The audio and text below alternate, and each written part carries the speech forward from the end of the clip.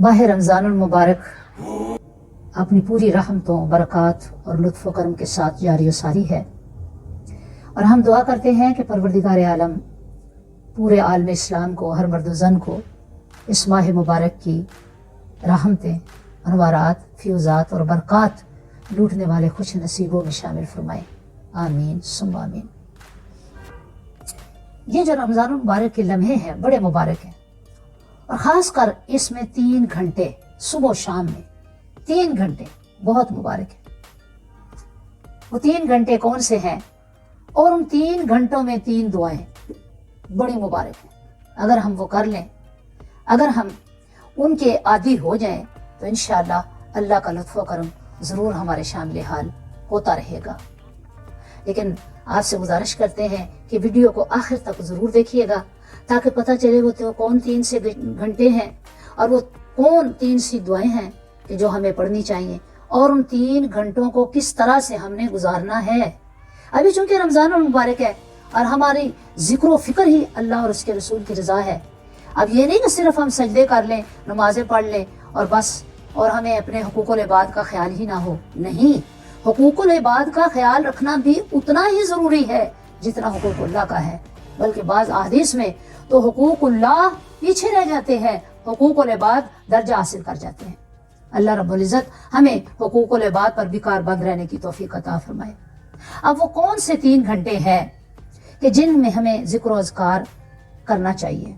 करते तो हम हैं ही, कई लोग हैं सारा सारा दिन उनको टाइम मिल जाता है, कसरत तिलावत कर रहे हैं, इबादत कर रहे हैं, ज़िक्र अज़कार कर रहे हैं, तस्बीहात कर रहे हैं। अल्लाहुम्मा ग़फ़िर वरहम व अंत खैरुर राहिमीन, जो पहले अशरे की तस्बीह है, इससे अपने लबों को ज़ीनत बख्श रहे हैं और अपने सीनों को नूर से मुनव्वर कर रहे हैं।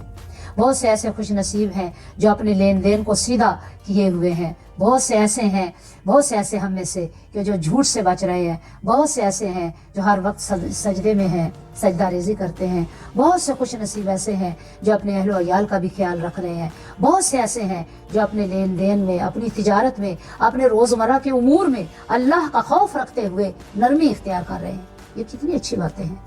अल्लाह रब्बुल इज़्ज़त हमें इन तमाम नेक अमाल को अपनाने की तौफीक अता फरमाए। तो हम बात कर रहे थे 3 अहम घंटे आम दिनों में भी हैं, लेकिन रमज़ान में तो उनकी खूबसूरती और ही हो जाती है, क्योंकि ये माह मुबारक अल्लाह ने फरमाया कि ये मेरे बंदो, आका अलैहिस्सलातु वस्सलाम के फरमान के मुताबिक ये महीना जो है ये उम्मत का महीना है।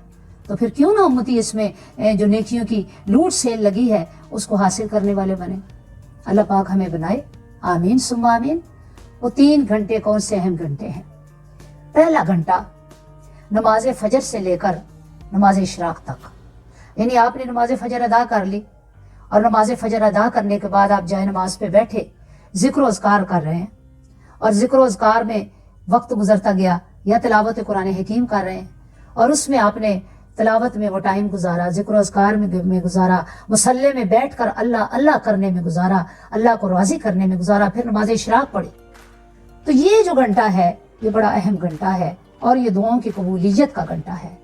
इसको ज़ाया नहीं करना कि हम फजर की नमाज पढ़ें और सो जाएं। नहीं, कोशिश करें कि इशराक तक आपने जागना है और इस मामूल को अपनाना है और उस टाइम में दुआएं करनी है, क्योंकि उस वक़्त दुआ मुस्तजाब होती है।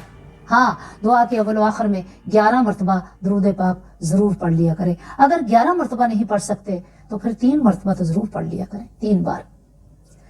फिर दूसरा घंटा कौन सा घंटा है?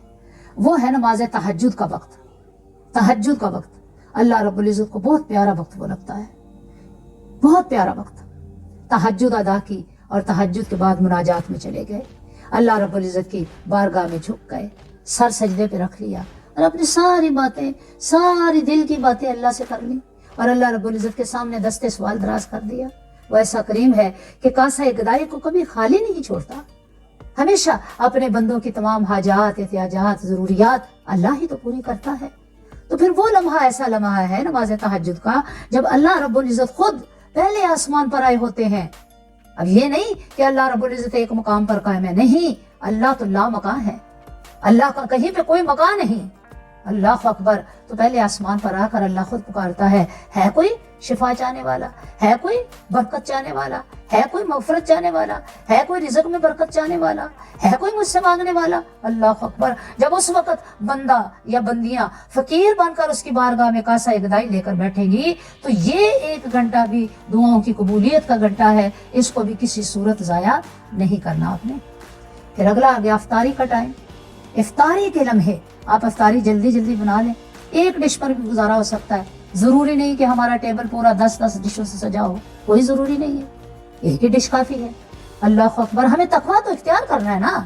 تقویٰ ہی تو اصل بات ہے کہ ہم ایک ڈش سے گزارا کر لیں، اپنے آس پاس میں جو محروم ہیں ان کو بھی ساتھ شامل کر لیں، ان کے گھر بھیج دیں. تو یہی تو اصل بات ہے، یہی تو روزے کی روح اور جڑ ہے، یہی اصل ہے روزے کی. تو پھر افطاری کا ٹائم ہے، افطاری آپ نے تیار کر لی تو تھوڑا سا ٹائم اس وقت دعا کے لیے نکالیں، اس وقت دعا مانگیں، اس وقت اللہ رب العزت کے سامنے اپنا دامن پھیلا دیں، اپنے دل کے احوال رکھ دیں. اور وہ بھی لمحہ ایک ایسا لمحہ ہے جب دعا مستجاب ہوتی ہے. اتنی ڈشز بنانے میں ٹائم ضائع نہ کریں، بلکہ وہ لمحہ دعا کے لیے فارغ رکھ لیں تاکہ افطاری شروع ہونے سے پہلے آپ کی دعا مکمل ہو جائے. طویل نہیں مانگ سکتے، چھوٹی مانگ لیں، لیکن مانگے ضرور. دعا کیا مانگے؟